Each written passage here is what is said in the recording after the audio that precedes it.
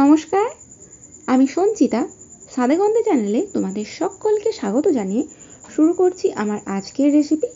আজ আমি তোমাদের সঙ্গে শেয়ার করব চিংড়ি মাছের একটি অত্যন্ত জনপ্রিয় রেসিপি, চিংড়ি মালাইকারি। এই চিংড়ি মালাইকারি রেসিপি খুব সহজভাবে তোমাদের সঙ্গে তুলে ধরেছি। তো চলো দেখে নেওয়া যাক আজকের এই রেসিপির জন্য আমাদের কি কি উপকরণ লাগছে। যেহেতু চিংড়ি মাছের মালাইকারি বানাচ্ছি, তাই আমাদের লাগবে চিংড়ি মাছ। এখানে আমি 4টে বড় সাইজের গোলদা চিংড়ি নিয়ে নিয়েছি, আর মাছটাকে খুব ভালোভাবে পরিষ্কার করে বেছে ধুয়ে নিয়েছি। তারপর মাছের মধ্যে অল্প একটু নুন, একটু হলুদ গুঁড়ো আর অল্প একটু লঙ্কার গুঁড়ো দিয়ে ভালোভাবে মাখিয়ে 10 মিনিটের জন্য রেখে দেব।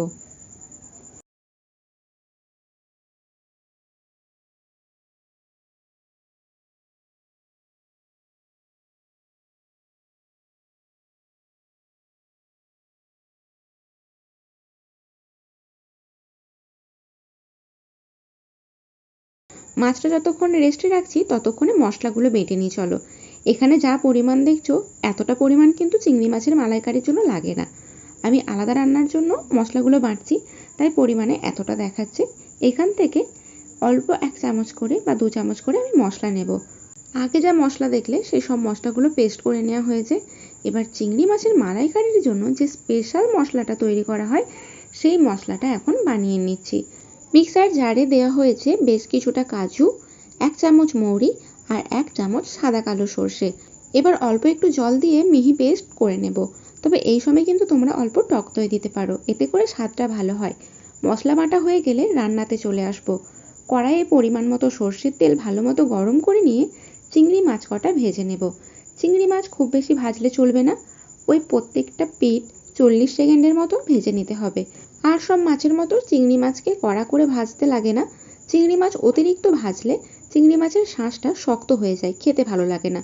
তাই অল্প কিছুক্ষণ সময়ের জন্য চিংড়ি মাছটা ভেজে নেব মিডিয়াম আঁচে।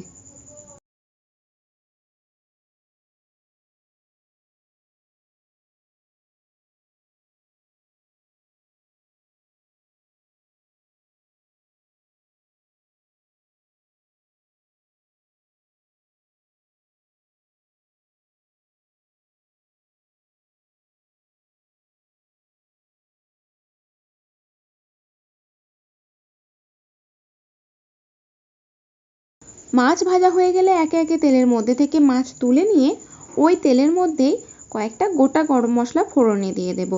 যেমন 2 টুকরো দারুচিনি, 4টে লবঙ্গ, 4টে এলাচ, এগুলোই। ফোড়ন থেকে খুব সুন্দর গন্ধ বেরোলে তখন দিয়ে দেব পেঁয়াজ বাটা।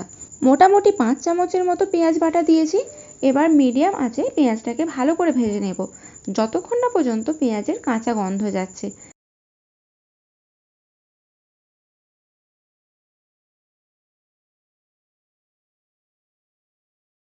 পেঁয়াজটা সুন্দরভাবে ভাজা হয়েছে। এখন 3 চামচ দিয়ে দিচ্ছি টমেটো বাটা। এটাকেও খুব ভালো করে কষিয়ে নেব, যাতে করে টমেটোর কাঁচা গন্ধ না থাকে।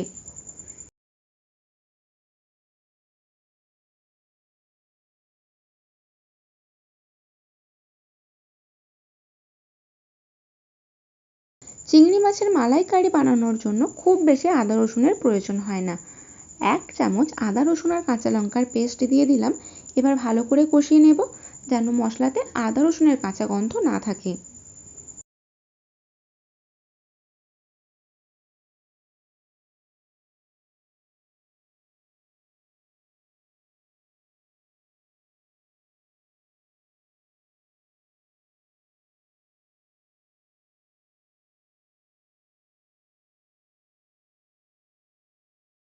মশলাটা কষানোর সময় গ্যাসের আঁচ মিডিয়ামে রাখবে, এতে করে মশলা ধরে যাবে না। এবার দিয়ে দিলাম 1 চামচ হলুদ গুঁড়ো আর 1 চামচ লঙ্কার গুঁড়ো। এবার অল্প একটু করে জল দিয়ে দিয়ে মশলাটাকে ভালো করে কষিয়ে নেব।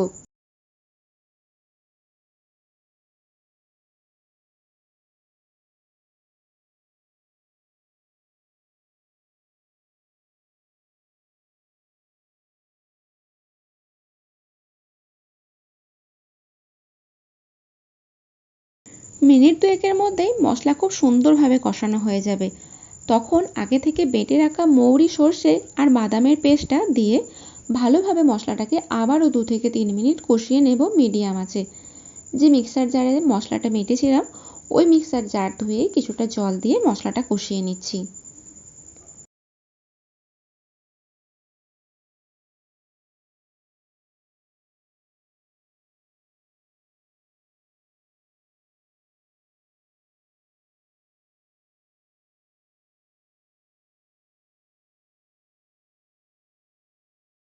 কিছুক্ষণ পরে দেখবে মশলাতে ব্যবহার করা অতিরিক্ত জল শুকিয়ে গিয়ে মশলার ঘনত্ব কমে এসেছে আর উপর থেকে মশলাটা তেল ছাড়তে শুরু করেছে।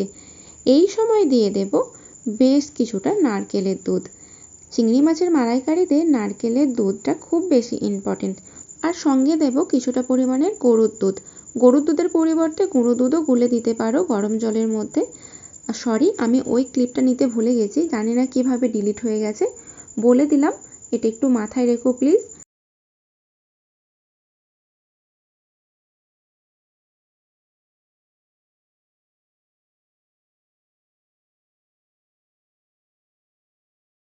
রান্না প্রায় শেষের দিকে বললেই চলে।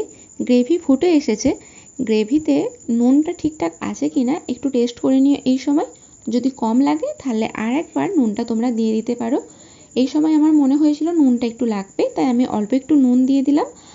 আর এবার আগে থেকে ভেজে তুলে রাখা চিংড়ি মাছগুলো একে একে দিয়ে রান্নাটাকে করে নেব যতক্ষণ না পর্যন্ত রান্নার গ্রেভি অর্ধেক হয়ে আসছে।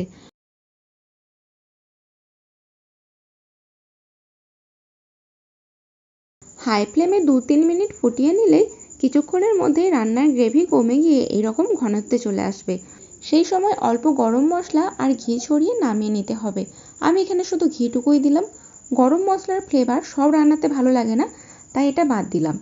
তোমরা চাইলে কিন্তু অবশ্যই গরম মশলা দিতে পারো। এই তো রান্না একদম রেডি হয়ে গেছে। চলো তাহলে এটা তোমাদের সামনে পরিবেশন করে দেখায়।